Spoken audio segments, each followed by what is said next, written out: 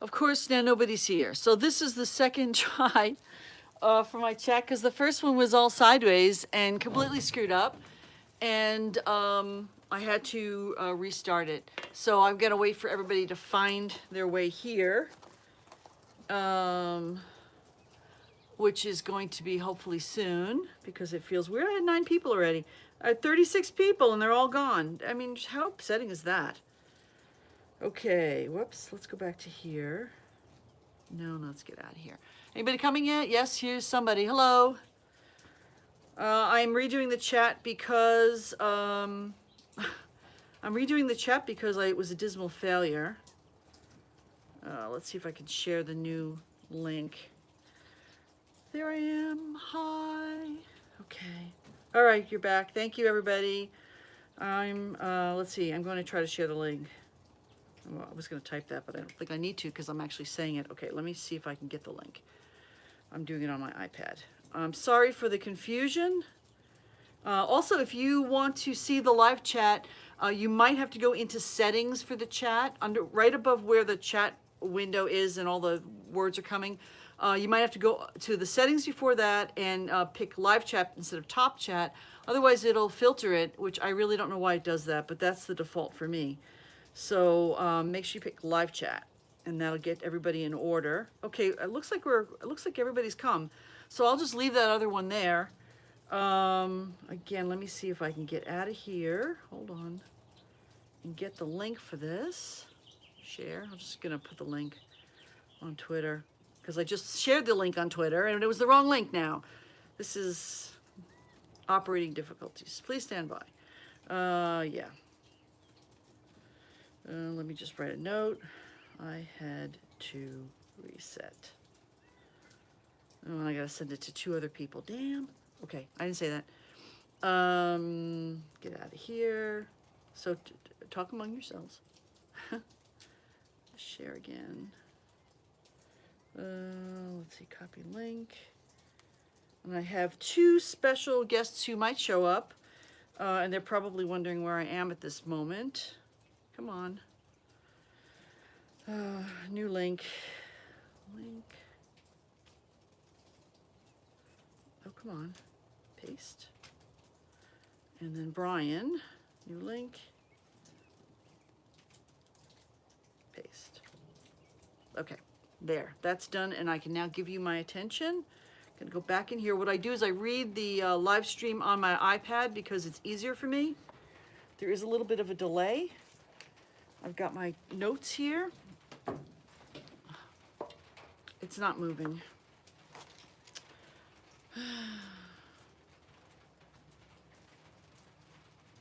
Looks like I'm... Okay. Making me crazy. Okay, so it is raining here right now.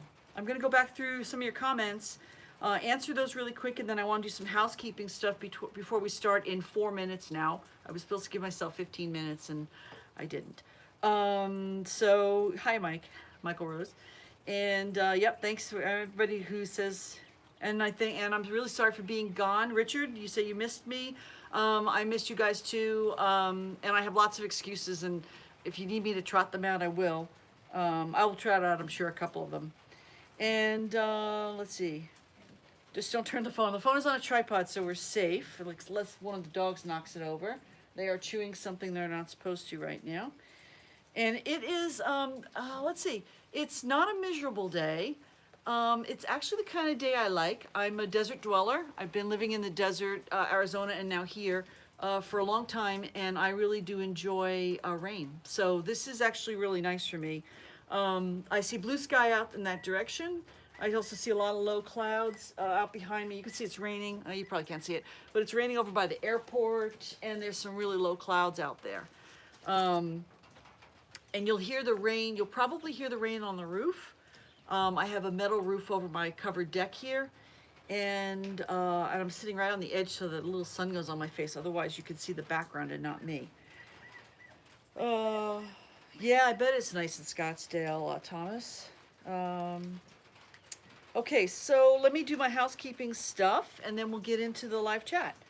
The real live chat. Okay, so first thing I want to say to the folks watching this, and excuse me, also the folks that are watching this recorded and missed it live and wish they'd been seeing it live, what you need to do is you need to subscribe to the channel, Flying in Air. There's a subscribe button, you can't miss it. And then there's a little bell icon and you need to turn that on and that will send you notifications. I always announce these things before I do them, and I usually give it at least 24 hours notice. I try to do longer, but I really can't see my schedule that far ahead, so a lot of times it's just 24 hours notice. And also you need to, if you don't do that, then the only way to know that this is coming up is to look at my channel, and you might have to look at the list of videos and then the live, and you'll see it's scheduled when it's scheduled. And then you can come into the chat before it even starts. The other chat, the original chat, the right URL, there were a bunch of people in before I even showed up. So that's what I want to encourage everyone to do. If you're not a subscriber, subscribe. And it's not all me talking like this. There's helicopter videos. The other thing I want to say, remind everyone, is to help support the channel. There is merchandise like my Flying M Air logo t-shirts. They're very plain black with a red embroidered logo. It's not ironed on, whatever. They're classy, they're tasteful, they're black. Don't wear them in the sun in Arizona in the summer. They really makes you hot. But they're nice. And I also have Flying M Air baseball caps. This is a gray one. It's part of my original batch. They're now black with the red embroidered logo. They are baseball style with adjustable in the back, and they do not have, they're not trucker style. You know, I don't like trucker style hats. Couple of things I want to also thank right up front my channel members and Patreons for sticking with me during my dry period. My dry period meaning I wasn't producing videos, and I apologize for that, and I am going to get back on it. But I want to really thank the folks who have stuck with me during that time, and you do know who you are. And I know who you are too, and I have a list of all the channel members, and I know how long you've been members, and I just want to tell you that there will be rewards, additional rewards for long-term members. That's not just channel members, but it's also Patreon supporters. So whichever method you choose to help support me on a regular basis, I really appreciate it, and the long-term supporters will get a little bonus, and that'll be, we'll discuss that another time. Another thing I want to mention is that I've been working with 2 different organizations lately that I want to give a shout out to right now. The first one is Hiller Aircraft, and I don't know, yep, Michael Tragars is here. I see him in the comments there. So Michael's with Hiller Aircraft, and if you've been watching my videos, you'll see that there was a video where I featured a walk around by Michael with his Hiller helicopter at his yard. And he also gave me a ride in it afterwards, and I took some kind of not very good video, but some video, and I'm going to try to put that in together, an in-flight video from my flight with Michael. I had to sit in the back because his helicopter is really funky. The front only has 1 seat, and then there's like 3 seats behind it, 3 or 4 seats. I'm sure Michael will correct me here. So that's Michael Tragars. And what I've been doing also for Michael, with Michael, is they're going to be building Hiller helicopters in the U.S., and they've already got some Hiller helicopters for sale. Hiller's been around for a really long time, since 1940s. So it's an older company. It's one of the first 4 big helicopter manufacturers in the U.S. And they've got some used aircraft refurbished that are for sale. So if you're interested in buying a piece of history, that kind of a thing, or just you want a good utility helicopter, you should go check it out. It's hilleraircraft.com, and that's the website I'm working on with Michael, and they'll be doing some new aircraft as well. So that's my my pitch for Michael. And then the other one I want to mention just in passing is somebody I met on my winter travels. His name is Bryant, and he has a YouTube channel called Rockhopper Adventures. And he's kind of a crazy guy, and he goes out hiking up in the mountains, hopping from rock to rock. And he and I met at Vulture Peak in Arizona in Wickenburg area, and I helped him do one of his videos.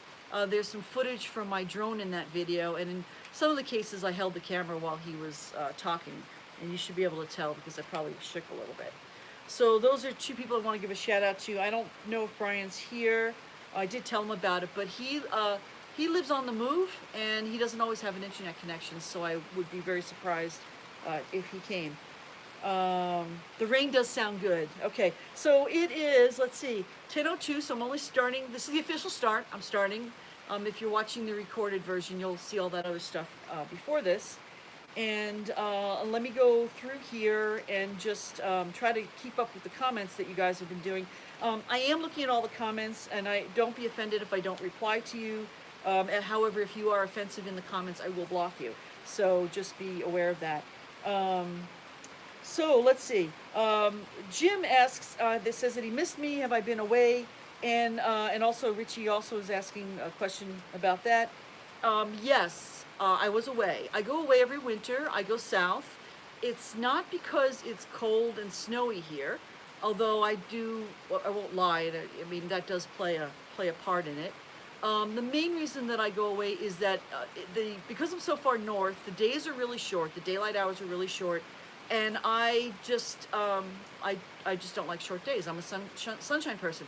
So I go south to Arizona and California, and I've got a little side business that I do. I make jewelry, and I sell it at art shows, back in the days when we were having art shows. And I travel around in my camper, and I make jewelry, and I visit friends, and that's how I went on that ride with Michael Tragars, and we got that video shot. And there's some other video that I also shot that I haven't put into anything yet. I got back at the, middle of March, right around the time that the COVID-19 was really kicking in with the shutdowns and whatnot. And I've been pretty much hunkering down at home, catching up with yard work and getting my house ready for spring and preparing for cherry season, which will start in about 2 weeks.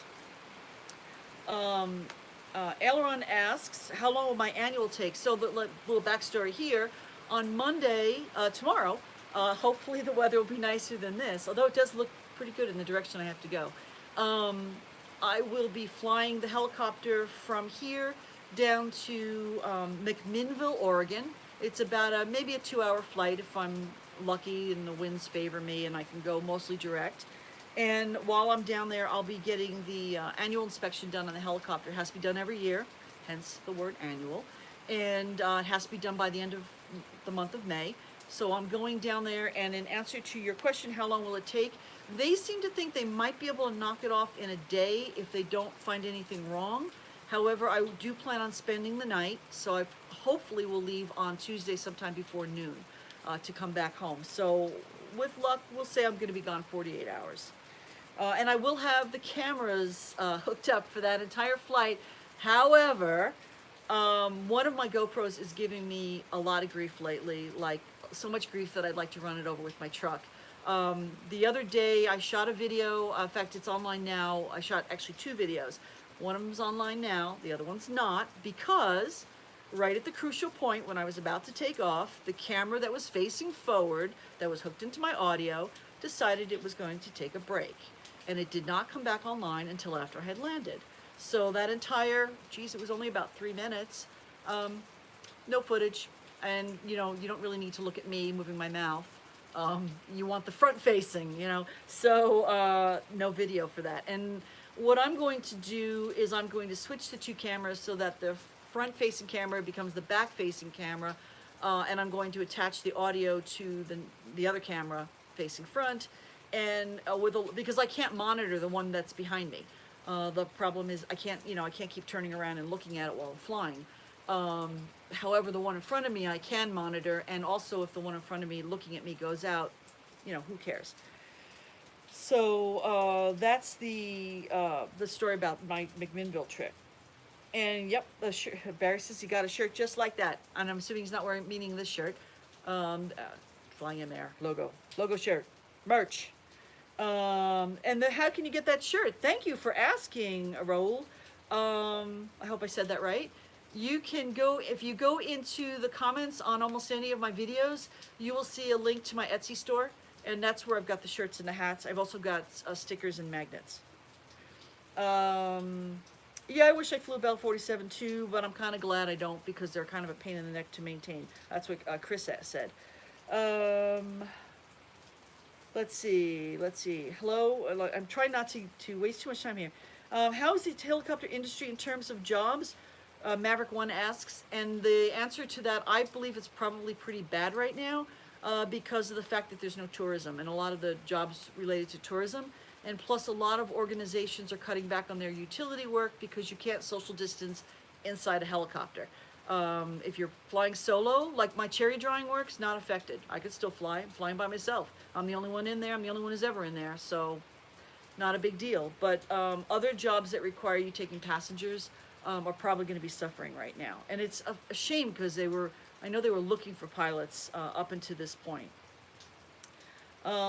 Thank you, Kevin. Kevin says, welcome back. And, oh, let's see if I can say that. Unax, I can't pronounce everybody's names, and I'm sorry, but from the Czech Republic, hello, and thank you for being a channel member. And Sengurki, I'm seeing everybody's names. Daniel wants to know what's the cost for an annual. This is the first time I'm going to this shop. They usually get around $100 an hour, the mechanics. I'm hoping that's all they are. Some of them get more.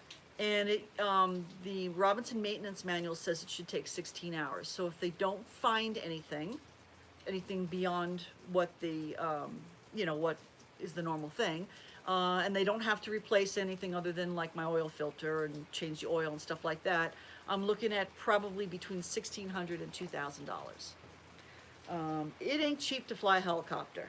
And that's got to be done every year. And that's not even the worst of it. The worst of it's the annual, and I think I'll talk about that on another video. The overhaul, that is. Let's see. How's the helicopter doing during this time? Tobias asks. Tobias, I'm sorry, asks. Yes, it still gets maintenance. It just doesn't. Well, it was parked for the whole winter. It was parked for the whole winter, and it's parked every winter for the whole winter, and it's in a hangar. And it has a hangar buddy. It hangs out with the Jet Ranger over the winter, and that one doesn't fly in the winter either. And it doesn't need maintenance while it's parked. So I took it out the other day to fly, I guess it was Friday, and my main purpose for taking it out was to make sure it would start, because I didn't want to get to the airport or wherever or the LZ on Monday morning and turn the key and push the button and nothing happens. So I had put it on a battery charger, and it uses a special battery charger at 24 volts, and I put it on that, I don't know, 4 or 5 days, whatever. And then I pulled it out and did a really good pre-flight and pulled it out, and it started up on the second try. It's a second try helicopter. It starts on the second try, which is fun. Yes, I'm going to show you the puppies, except the puppies have run off. They ran back in the house. They'll come back. Lily was just trying to climb up on my lap a minute ago, but I'm sitting in a really high chair. I'll get them out here. Thank you about the comment on my landscape, Harmon, and again, Harmon, thanks for being a channel member. It is really pretty. It's kind of weird today because it's a little kind of hazy almost, not really bright, like it wants to be foggy, but it can't. I'm so accustomed to flying in this weather, you have no idea. I fly in the rain. Every summer I fly in the rain way more than it's normal for a person to do. So I'm accustomed to this. And what I'm liking about the sky right now, knowing that I've got to fly tomorrow, is that the clouds are really high. And high clouds means maybe I can go direct. If I go direct, I have to cross terrain of about 7,000 feet. The direct route will go between Mount Adams and Mount St. Helens. It'll take me right over the top of Portland International, and being that air travel's way down, I might actually ask for permission to go right over the top, which would be great in the video. However, if I can't get across the mountains there, and I say I got about a 30% chance with the forecast, then I've got to go more south and then across. So then I'll go south to either the Dalles or Hood River. Look it up on a map, and Hood River would be better. And then what happens is when I get on over the Columbia River down there, I just drop down on top of the river. I got to stay at least 300-400 feet up because there's wires by the dams.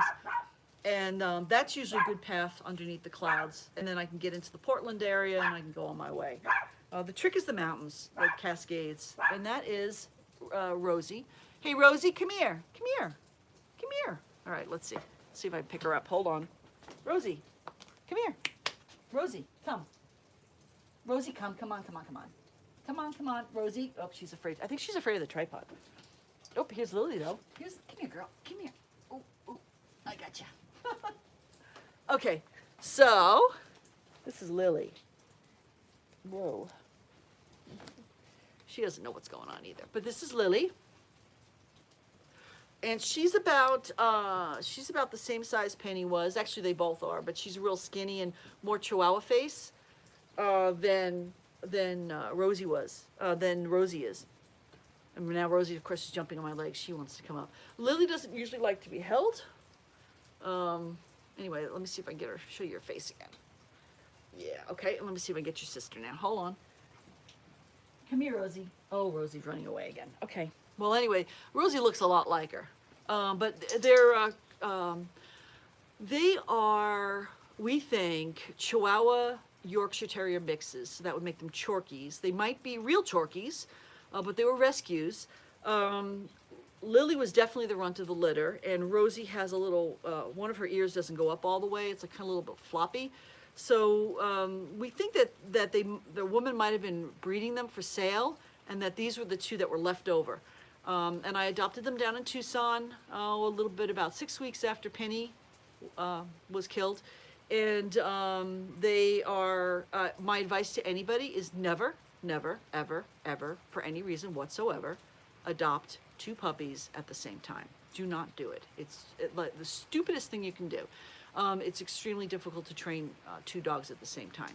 So we're getting through it, and I do love them. And they did fly in the helicopter the other day, and they'll go in the helicopter again tomorrow. So that's the puppies. Let's see. Back here. Hi, Roy. And yep, thanks, Roy and thanks for being, again, channel members. I really appreciate all my channel members.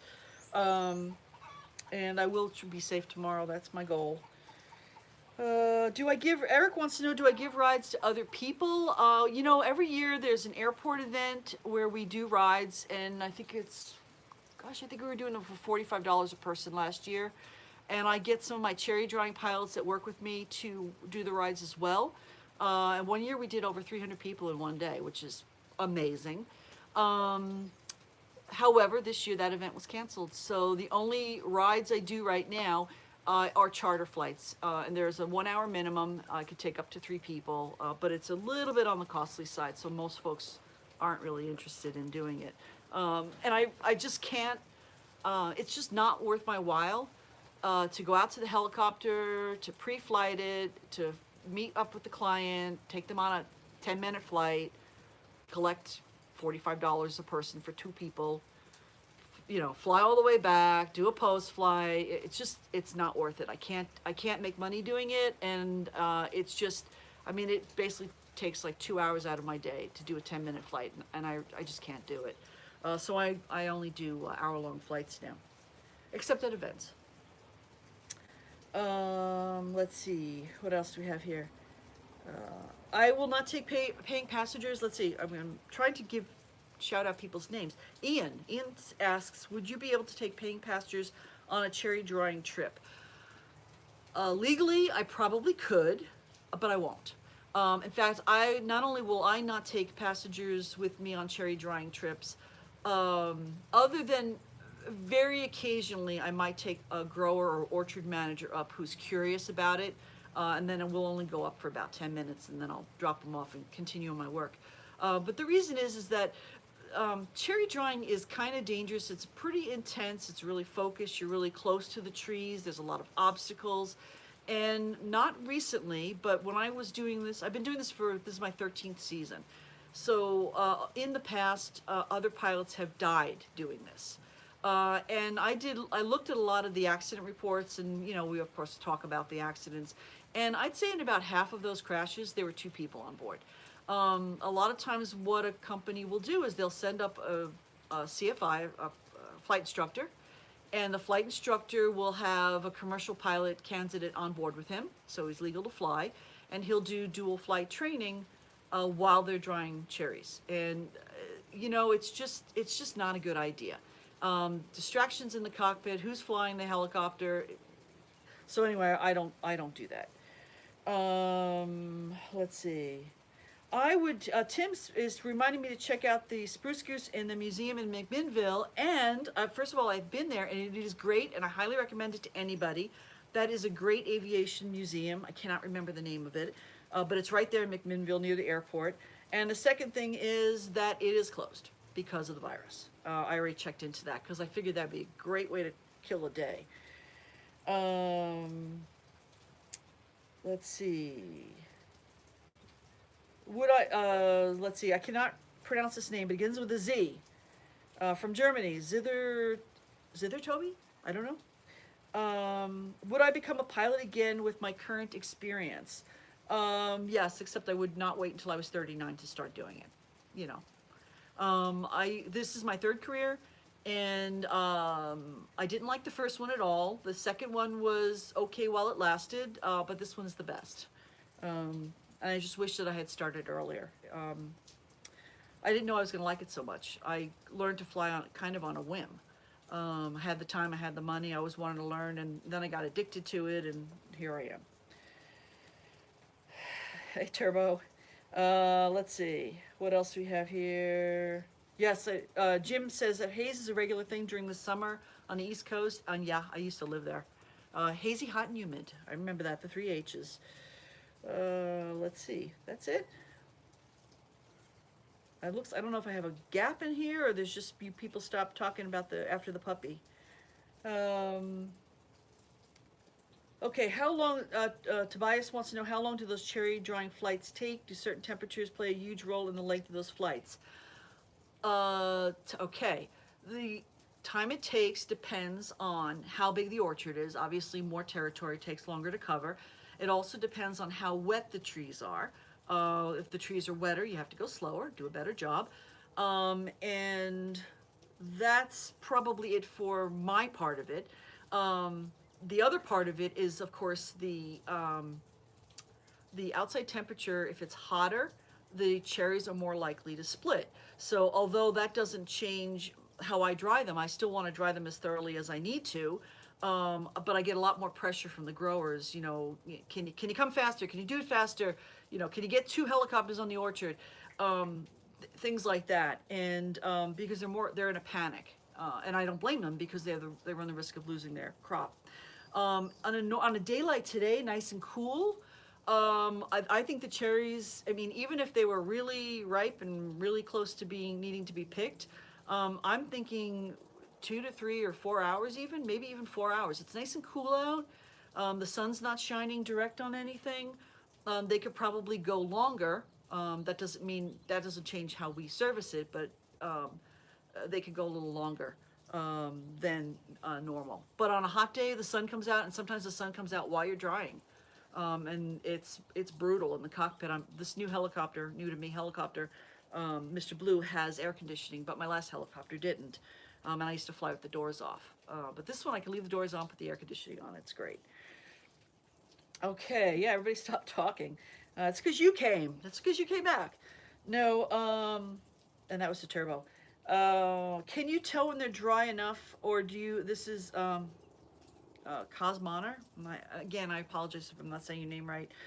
Can you tell when they're dry enough, or do you just fly at a certain pace the entire time? I normally will fly at a certain pace, but that certain pace depends on how wet they were to begin with. And you can see, I'm close enough to the cherries that I can actually see the water on the trees. I can see the water on the cherries too.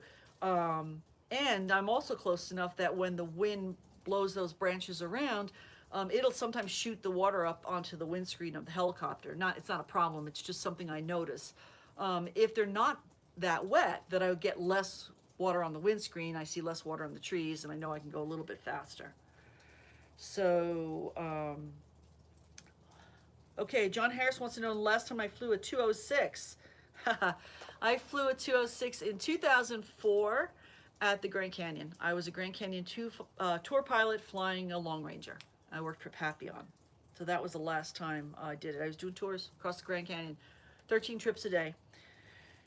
Highly recommended if any of you are helicopter pilots or want to be helicopter pilots and you want good experience. If you could get on at the Grand Canyon, it's the greatest experience. You've got the beginning of the season, the spring, you've got the wind.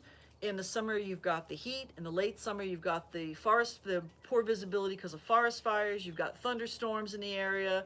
You've got bad visibility across the canyon. The whole time you've got high density altitude. If you could fly at the Grand Canyon with a full aircraft full of people back and forth across the canyon, you could probably do any job because it's good experience. Danny wants to know if I've been able to keep all my drying contracts while the virus is going on, and the answer is yes. The only contract I lost was one contract. We had some frost here. I almost lost two of them, but one is staying on, and that's because the frost killed off a lot of the flowers on the trees and the young developing fruit. So he doesn't have enough of a crop to cover. So yeah, I'm got the same thing I had last year pretty much. Thank you, Cosmoner. I think I might have said it wrong this time. How often do I practice auto rotation? Recasper, again, thank you for being a channel member. Wants to know, how often do I practice auto rotation? And the answer is usually just once a year. I know I'm so bad. The reality is that engine failures are extremely uncommon in any helicopter. Well, most helicopters, but especially in Robinsons. They're pretty reliable engines. It's like homing. I maintain it very well. I don't do anything dumb with it. So I'm not that worried about engine failures. And also, the idea of an auto rotation is, your engine quits, you got to get on the ground, and you ought to walk away. And to me, as somebody who's been in a crash, all I care about is walking away. The aircraft, if you botch up an auto rotation to the point where the helicopter rolls over or beats its rotor blades to death or whatever, chop the tail cone off, whatever, who cares? The point is, as long as you can do it good enough to get to the ground in a way that you're able to walk away, you and your passengers can walk away, it's a success. And I am extremely confident that I can do that because every year when I practice them, I have no trouble doing that. And I usually do it right before my FAA check ride. I'm required to take a check ride every year for Part 135, and I practice every year. This year I'm hoping to practice with my friend Gary. He's one of my Cherry pilots. Let's see. Turbo Max wants to know if Blue is not the heli I had, unless you know Blue is. I named him on my way home with him when I bought him. Mr. Blue, B-L-E-U, like blue cheese. And long story for that. And I never name I never name anything, any vehicles, and for some reason he got a name. Jonas, thank you. Hello from Germany. And thanks. I try to do the multicam. I really like that. And I've got, boy, if I get my act together early enough tomorrow and it's not raining when I leave, I've got a camera mount that I can put out on the skid. And I might do that. I'll definitely have the nose cam out tomorrow. Because I think the nose cam gives me some really beautiful shots. The skid cam actually will come in really, really handy when I do cherry drying this year, because I can have a camera pointed out the front of the helicopter on the skid, and then you can really see all the branches going nuts. I like the multi, I mean, it's so much more work for me to do, and when the cameras don't work, you just want to like scream, but it does give a really interesting video, and I want to try to give you guys something you can't get anywhere else. So, let's see. Stephen, yep, I'm glad to be back. Is 53 too old? Maverick wants to know, is 53 too old to start any sort of helicopter career? It really depends. It depends on your aim, like what your goal is, how far you want to go with the career. The problem is there's a lot of ageism out there, and a lot of people they don't want to hire older people because they can get younger people. They don't see the benefit of older people having, being more mature and being able to make better decisions. No offense to the youngsters out there, but I think that we have a little bit more behind us that we can make better decisions. but a lot of people don't see that. If you want to learn, learn to fly and get a job at entry level, obviously be a flight instructor is whatever, how most people start. You could easily do that. I don't think you'll have any trouble doing that. And then going from there into maybe like a tour job or something like that, you shouldn't have any trouble with that either. But going beyond that, learning long line work or whatever, you might run into some trouble with that, because by the time you're ready to do that, you'll be older, and you'll be nearly my age, and nobody's going to hire me to do something, because why would they start with somebody who's theoretically close to retirement? So I don't want to say no. I started when I was 39. I was told by an airline pilot, "You're an idiot. You're never going to make any money in flying. You're never going to make a career out of it." And hey, here I am. I'm doing fine, and I'm having fun. So there's that. Let's see. I missed a couple of messages here. I missed Jonas. I didn't forget you, Jonas. I found you. Have you learned to fly on the same helicopter you're using for drawing? If not, I'm absolutely mistaken at Robinson. Okay, so I learned to fly on an R22. That's a 2-seater Robinson. And then I fly an R44, which is a 4-seater Robinson. The R22 is harder to fly. It's extremely squirrely. If you could fly an R22, you could fly any helicopter. I really believe that's true. I went from flying an R22 right into the Long Ranger when I flew at the Grand Canyon. So it's, I recommend it. I don't think it's a bad thing. The R44 has hydraulics, so it reacts a little differently. It's a lot smoother. It's a lot more comfortable. I prefer it, but it also costs about twice as much an hour to fly. So there's that. Let's see. Keith wants to know, have I ever experienced a bird strike? Okay, so I had seen some videos where a lot of pilots have to take evasive maneuvers, and it seems pretty scary. Okay, a couple of things about that. First of all, yes, when I had my first R44, 11 hours out of the factory, 11 hours on the Hobbs meter, I was doing rides at an event, and I flew into the fairing on one of my legs, my helicopter's landing gear legs, and dented it. No problem there. And I think I did have another bird strike once on the mast, but no damage. There was somebody, one of my fellow pilots at the Grand Canyon, her first day flying over the canyon, or no, it was a guy, because a woman had a bird strike too, but this one particular guy, it was like one of his first days flying over the canyon. And not only did he have a bird strike, but it came into the cockpit while he was over the canyon with passengers on board. So he's flying, minding his own business, and a bird comes through the windscreen, lands on his lap with all kinds of blood. The windscreen is gaping open. He's doing 90 knots, wind blowing in. I can only imagine what the passengers were doing. And he landed, and everything was fine, but it was a bird strike. As for evasive maneuvers, this is important in any two-bladed helicopter. You cannot do any super aggressive maneuvers with a two-bladed helicopter because any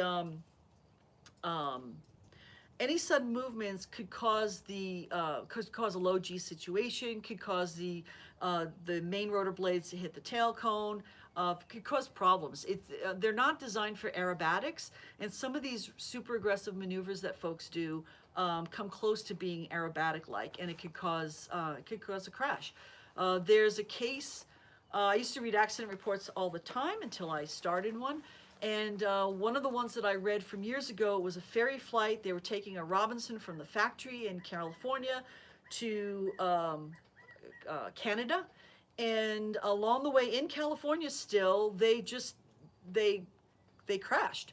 And the wreckage indicates that there was that they might have had a low G mast bumping, and I'm thinking, why would that happen? Why would they do that? And the only way it would happen is if they decide they were going to play Airwolf, thinking that they could do all the kinds of aggressive maneuvers, or Red Bull, whatever you want to call it.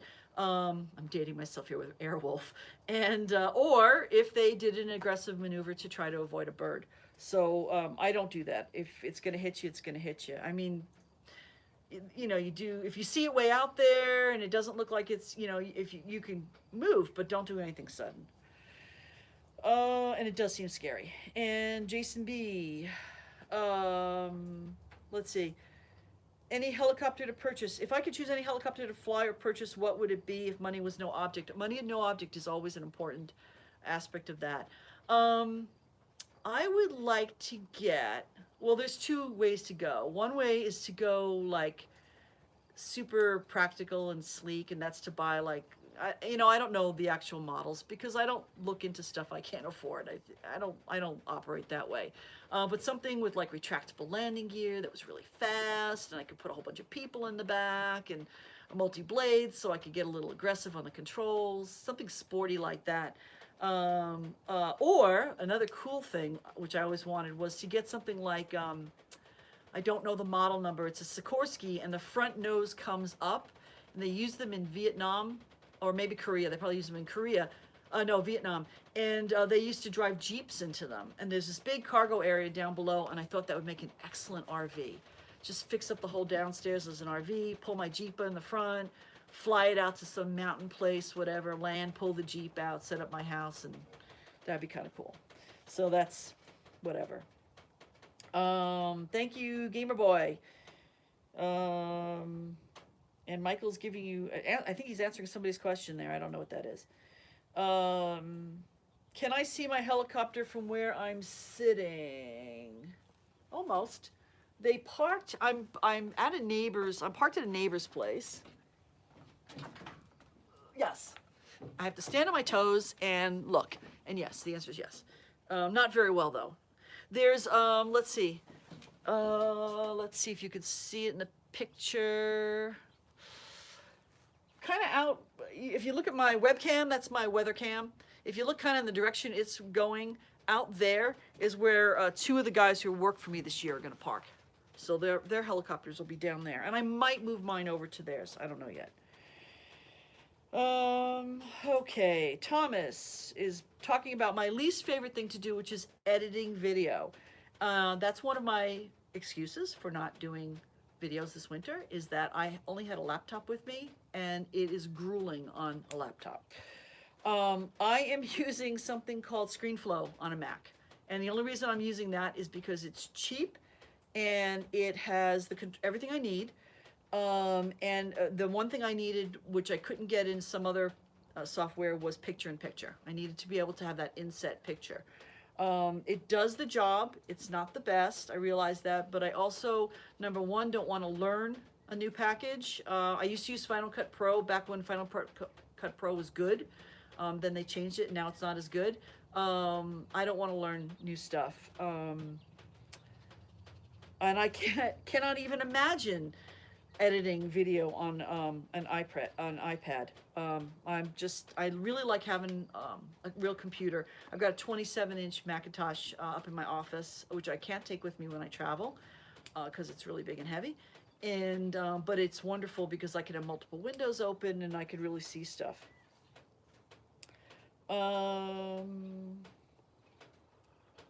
Dominic, welcome to Motivator. Thank you for joining up, becoming a member, Dominic. Georgia Mule says, with all the damage with wild pigs inflict on crops, have you ever offered wild pig hunt? I would love to do wild pig hunting. You could find me the people that'll sign up. I will take the helicopter over and do it. My very favorite thing to do in a helicopter is chase fast things. So I used to chase racing trucks out in the desert. I did a wild horse roundup, was it last year or the year before? I think it was the year before. Anything that moves fast and I can chase it safely, I'm all over it. So get me some work, I'll get out there. Airwolf, you know, the thing, Turbo Max says he loved Airwolf. In all honesty, I don't remember it very well. I just remember it had a really fast helicopter, and that was the big deal. The sun is coming out now, so I'm like in the shadows, but you can really see the background behind me. Isn't it kind of awesome? A lot of green out there. Can I do a tail cam? Chris wants to know, and the answer is yes. But will I dare to do it? I could probably do it. I might do it for a cherry drawing, short flight. The biggest, I have a mount for it. If you look into the credits, and I can't remember the name, Pro Pilot, I cannot remember the name of the company who whose mounts I use, but I really love their mounts. I'll put it in the notes to this video, and you'll see, if you go back into other videos, you'll probably see, like the one I did yesterday, that I published yesterday. In the notes to that video, you'll see the name of the company. They do a mount that someone has successfully used on the stinger of an R44. It's far enough away from the tail rotor that I don't think it's dangerous. The only thing is I can't mount a battery pack out there with the camera, so I'm limited to the life of the GoPro's battery, and I would probably put on a GoPro that I really didn't like very much in case it did fall off. But I would do that over the orchards. I think that would make excellent footage for cherry drying this year. Let's see. What's the most scary thing I've experienced in my helicopter? Phil wants to know. I have to cough, and I don't think I'm sick. I think I inhaled jewelry stuff a long time ago. I have this stupid dry cough that won't go away. The most scary thing in my helicopter, other than crashing, that was pretty scary, but I don't really want to talk about that. That was scary when I looked up and realized I was going to crash. Let's see. I was going to say, oh yeah, flying into a cloud in mountainous terrain, trying to get around weather. And for a brief moment, I flew into a cloud and had, you know, people talk about adrenaline rushes, but a real adrenaline rush is a real thing. And you just get this whole spike, and you're like, you got this really weird high for like 30 minutes, and then you just start shaking. And that happened to me. I was trying to get across the Cascades, trying to go through White Pass, thought I could squeeze through. Instead, I flew into a cloud, and the last thing I saw before the cloud were granite peaks. Oh boy, adrenaline rush. I managed to get out of it, clear air, I'm fine, okay, everything's fine. I got this adrenaline rush, go back the way I came. Obviously, I'm not gonna go that way anymore.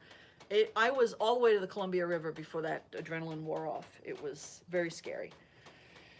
Let's see. We got this. Thanks for everybody saying nice things about my videos. I appreciate it. I need motivation, obviously. Obviously, I need motivation. Daniel wants to know how long cherry drying season lasts. Well, it depends on where you operate. Cherry drying season usually starts in April down in California, and if you're lucky enough to have jobs down there and then keep moving north with the season, you could get it to last all the way into August. So from April through August. My season usually starts June 1st, and it usually ends by the middle of August, but last year it was extended out to like about the 25th, which was a really long season. So it really depends on where you're going.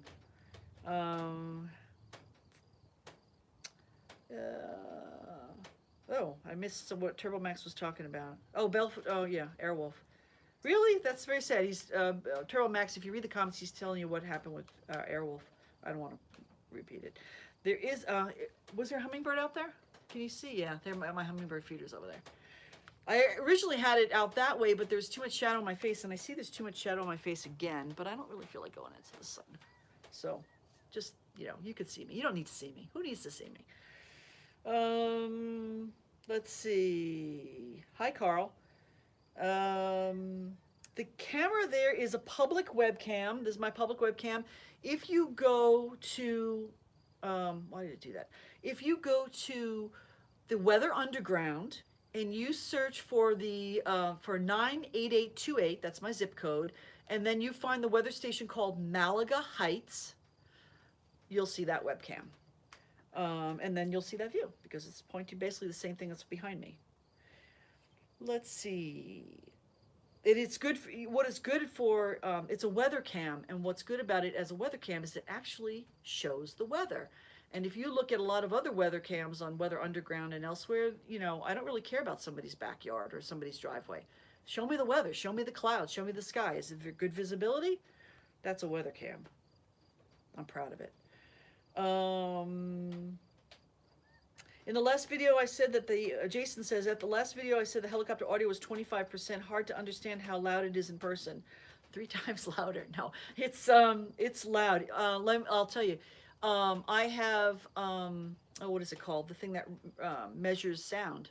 Decibels. I have a decibel meter, and in cruise flight, it's about 100 decibels on the inside. So the camera's on the inside, so that's what you would be hearing, 100 decibels. It's loud. It's not deafening. I mean, if you listen to it every single day, all day long, yeah, you're gonna have some hearing damage. I have tinnitus mostly in one ear. I don't know if it's it's probably from being in helicopters though. Let's see. Could you have a conversation without headsets during flight, Jason B? Yes, you can. You just have to shout a little bit. I'm from Morocco and UK. And Carl wants to know, is my helicopter leased or paid in cash? I own 100% of my helicopter. I bought it. I bought it used when I crashed the other one. I took the insurance money. I did not want to go into another loan. So I used the cash that I got from that insurance claim, and I bought a used one that needs to go into overhaul in about 100 hours. And we'll talk about overhaul, I think, in another video. But I've got to come up with $250,000 between now and November. So if you know anybody who's got money lying around they don't want, I'm going to need that. Anyway, Unax says, when you fly, are you always ready for engine failure? Do you look for landing spots during flight? And what if you are over a town? That's I don't think about engine failures all the time. And I mentioned earlier in this live stream why. However, that said, if the engine, I'm really tuned in to the sound of the helicopter and the sound of the engine. If the engine has a hiccup, or if for whatever reason, like sometimes I'll make a big power change and the rotors will sound different, whatever. I am really tuned into exactly how the helicopter sounds. So whenever there's something a little weird, I hear it right away, and that puts you on alert. But that said, if I'm over town, parking lots are the best bet. Parking lots, fields, whatever, are the best bet for an emergency landing. I'm not constantly looking out for a place to land unless I'm on a check ride, because I know they're going to put a fake engine failure on me. And if you're flying, the higher you're flying, the more time you have to get on the ground. So if you're flying 1,000 feet up, it's going to take you probably over a minute to get to the ground. You've got a 4-to-1 glide ratio in a Robinson. You could do a lot of, you don't go straight down. You can glide, and you could steer, and you could turn around, you can make, you could circle around in circles. If you have to get to a spot right under you, you can go around and turn and turn and turn until you get down, to get to the spot you need. So, let's see. Have I ever flown a Bell 47, Steve? Yes, I have. I have flown a Bell 47. Oh gosh, it was a long time ago. I would say in the early 2000s. And I flew it maybe for half an hour. I don't know. It's logged. I don't remember what it was. Yeah, there's Kevin about the cameras. He's mentioning about cameras popular in Alaska for VFR. VFR meaning visual flight rules. It's for flying. The state of Washington along the highways, they have highway cams, and that's also for the passes, and that's also really useful for flying if you have to get over a pass. Thank you, Jason.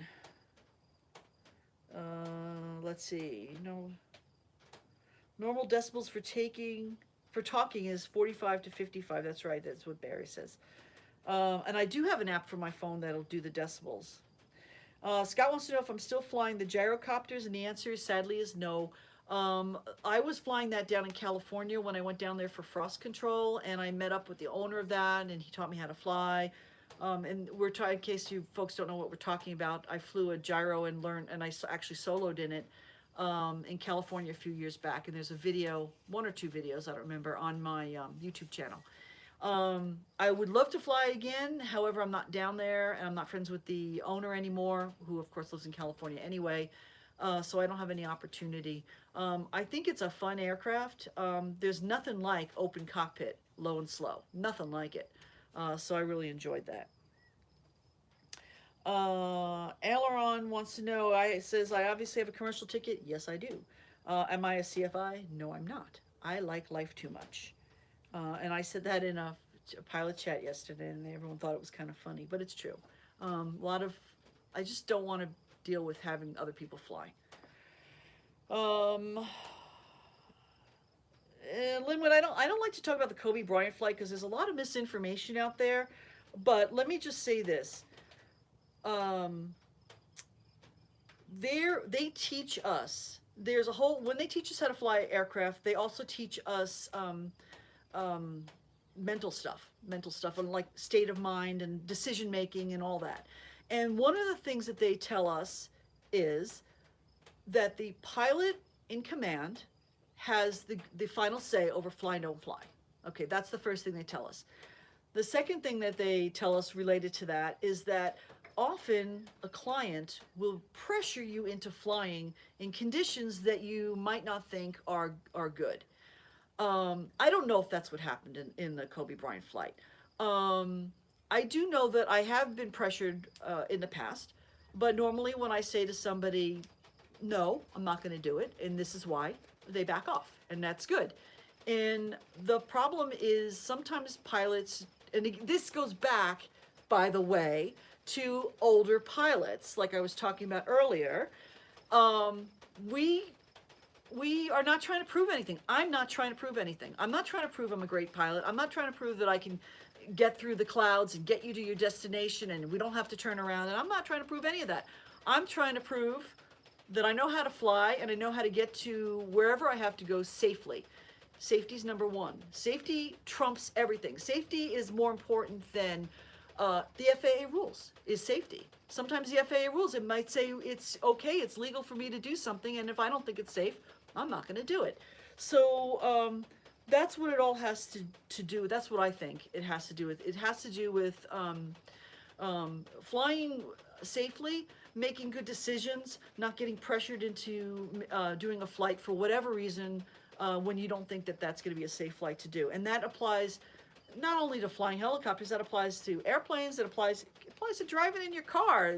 Huge snowstorm, your tires are kind of bald, you got to go to wherever. Do you really, don't do it. Just, if it's not safe, don't do it. So that's I generally though don't want to talk about that particular crash. I'm not knowledgeable. I wasn't in the aircraft. Let me see. We did all that. Let's see. Okay. Is the R-44 my favorite helicopter? It's the favorite helicopter I own because it's the only one. That's Zither Toby. I hope I again pronounce your name right. I like it. People knock it all the time. I don't care. Seriously. It flies well. It does what I need it to do. I turn the key and it starts. Whatever. Any recommendation, Glenn wants to know, for fixed-wing pilots starting helicopter lessons? You will not believe how sensitive the cyclic control is. You will get in there and you'll be like all over the place with it, and you'll think it's impossible. It's not impossible. You will do it. So my advice is to stick with it. Stick with it. You do not need to be an airplane pilot before you become a helicopter pilot. I am not an airplane pilot. There are some benefits to doing, if you want both ratings, yeah, do airplane first, because it's a cheaper way to get a lot of the radio experience and a lot of the ground school is the same and all that. But if you only want one rating, helicopters, just go for helicopters, and just stick with it. It'll come. It's expensive to learn. It's expensive to fly, but it's a blast. So. Let's see. Barry wants to know, am I planning any more canyon or ridge flights? Oh, we're getting close to overhaul. I only have 100 hours left before overhaul, so I have to be very sparing on flight time this year, especially since if I fly and I'm not flying, doing a revenue flight like cherry drawing and stuff, it's not adding anything to my bank account to pay for the overhaul that's going to cost me a fortune. So I have to be really sparing. There is a slight chance that if it doesn't rain at all this summer and I don't, fly more than 20 hours, I might try to hold over for another year on the overhaul, just trying to save money. So that'll be less flying. However, if it looks like I'm definitely going to have an overhaul, eventually I'll do some ridgeline flights. My flight down to McMinnville tomorrow is going to have some mountain flying. If it's going to have some mountain flying. One way or the other, it's going to have mountain flying.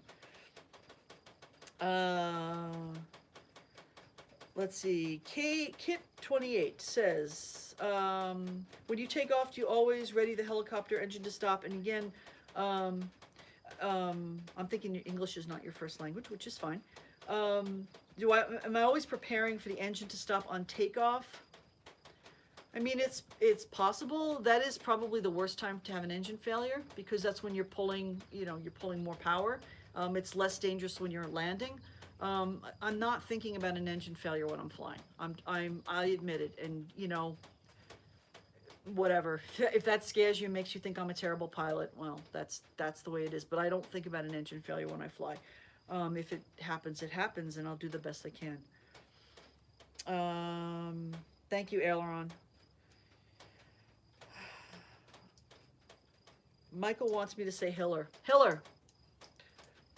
Is there any more geology flights this year? Okay, so Daniel wants to know about the geology flights.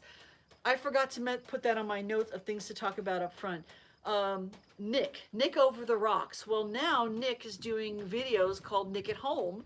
If you are into geology, especially northwestern U.S. geology, you need to look up Nick at Home is the name of the video series he's doing. And he is doing 5 nights a week. He is doing videos, live stream videos in his backyard or in his covered porch, whatever, of geology. And I tuned into a couple, and they're very, very good. I just, I need better, I need better pictures. No offense to Nick. He has great maps and stuff, and he's so enthusiastic. So I have done the Nick Over the Rocks series. Nick on the Rocks is on PBS. So there's Nick on the Rocks, Nick Over the Rocks, that's with me, and then Nick at Home. And I have at least one more Nick Over the Rocks video that I have to edit, and I'm going to put that out soon because Nick has been kind of nagging me about it. But definitely want to check in for Nick's videos. And whether or not we fly again, it has to do with how much time I have to put on the helicopter this year because of that overhaul. The overhaul is like hanging over my head, and I really don't like that. So let's see. Thanks, Zither Toby. Saying nice things. Hi, Rebecca. And then goat farming. Okay, whatever. Kevin says Nick is knowledgeable, and he is. Nick is knowledgeable, and he's enthusiastic, and he makes geology really interesting. And if you live in a place other than the Pacific Northwest, inland, you have no idea the geology here. If you live like in the New York area or the Midwest or Arizona even, although Arizona's got some pretty good geology too. This is just like volcano land. There's all these different geological things that are just fascinating, from rock slides. I mean, we flew past my house, and one of the videos, I think it's the third one maybe, the third Nick Over the Rocks, we flew past my house, and he explained why the terrain of my house is the way it is. And that's just so cool. He pointed out this whole area that I never really realized, but it was a landslide like thousands of years ago. And then the rocks, the basalt rocks, how they form, and all this other, the way the Columbia River, which is behind me, I'm not sure if you could actually see the river behind me, how that formed. It's really, really interesting. Great to see you too, Rebecca. Glenn wants to know how much does an overhaul cost on an R44 in rough terms? And those terms are rough. I'm looking at $250,000. So again, buy a t-shirt, please. Buy a hat, please. Buy a couple dozen of them, please. The overhaul, last time I had an overhaul done, my old ship was overhauled about, a year before I crashed it. And that took, let's see, I dropped it off, I think the beginning of November, so say November 1st, and I picked it up in the middle of February. So that was 3.5 months.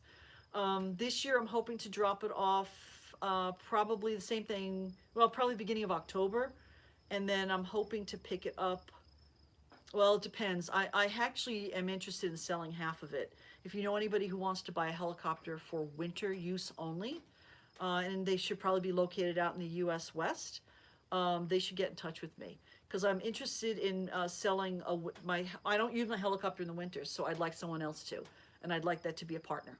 So if you know somebody wants to buy half a helicopter, and then if that happens, then it'll be available January 1st for a quarter year the first year, and then from that point on it'll be half year. So think about that.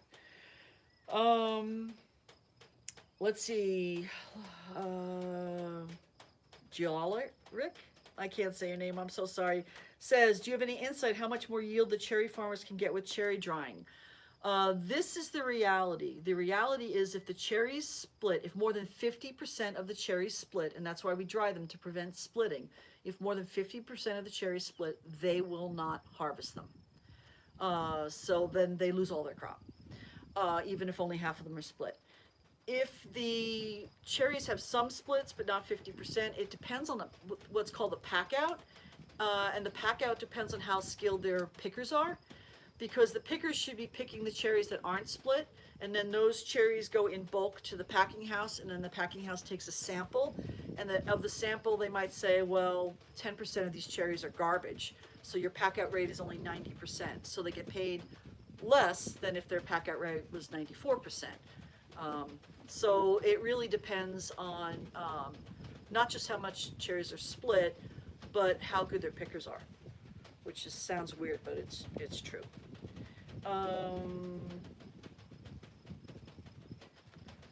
I don't know what NBA Youngboy is. Whatever. Do you live in Washington State? Yes.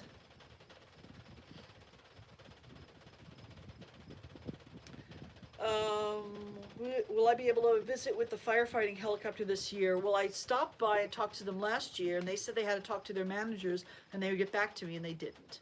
So I think that they don't want to be. I think that they don't want to be part of this. If any of them are listening, come on, I can come out there. Whatever. So that is it. We are right at 11 o'clock. I ran out of messages. I think I should probably call it quits right now. I'll give you a little bit of a, well, I don't know. Look at my dogs, they've got their heads stuck through the fence there, and you can hear my chickens. Yes, Lamb, you can always buy me lunch. I don't know about by Dallas. That's a long flight for me. That's by the Dalles or Hood River. It's about, oh gosh, it's at least an hour and a quarter for me. So probably not, unless by some miracle it's a beautiful day on my way home, which I doubt it will be. And hello, Harrison in Belize. I'm thinking of retiring there, and the way things are going, it might be sooner more than later. Thanks, Barry. Thanks, everybody. Thank you to all the channel members who came to this live chat, and the Patreon supporters. And you don't have a little icon by your name here, so I can't identify you just by memory. But I thank all of you for your support. You motivate me to keep doing this. It was a real thrill to come back from my absenteeism and see that you were all still there. And I really, really do appreciate it. I'm going to, this afternoon, if it starts raining again, which it looks like it's clearing up, but if it starts raining again, I will work on the Nick videos that I've got footage for, and maybe that Hiller video that I shot with Michael. And but if it doesn't start raining, then I'll probably save it for one day during the week. Right now it looks gorgeous, and I hope it's this nice tomorrow when I have to leave, because it's a really pretty day. And I'm going to move the camera around so you can see a view. Let's see if I can just turn it around. Let me push the button. Yeah, I think this is the right button. Here we go. Ah! There we go. Okay, so we're on my deck, and I just want to take a little view around. You can't really, it's mostly in shadows, but those are the basalt cliffs out behind my house. Or it's not really behind my house. The road is on the side of my house, and my driveway comes down the front. So that's my driveway. I planted that tree back in 2014. I cannot believe how big it got. It's an aspen tree. My pole it keeps reclining, unextending itself. So it is collapsed, and I have to fix that again. It's kind of annoying. Whoops, I'm bouncing around because I have the tripod here, and that's the view out towards town. And for Pete's sake, it's gorgeous out. So we salvaged a good day. Again, I do appreciate everybody who came. I gotta hunker down a little bit. And the wind is kicking up, so we finished this just in time. And I will, I'll be doing this again soon, and I'll try to announce it. Remember, subscribe to the channel. Comment on the videos. I love to read the comments. And also, thank you, Rebecca. Thank you so much, Rebecca. I could dance like that. And just turn on that little bell so you get notified, especially for these live chats, because I really enjoy them, and I think you folks do too. And I'm glad that we managed to keep this one down short. So thanks so much. Take care, everybody. See ya. Bye. Whoop, if I could do this. Oh, maybe not. All right. Oh, no, it's this one. It's been so long since I did this, I forgot how to do it. Okay, here we go.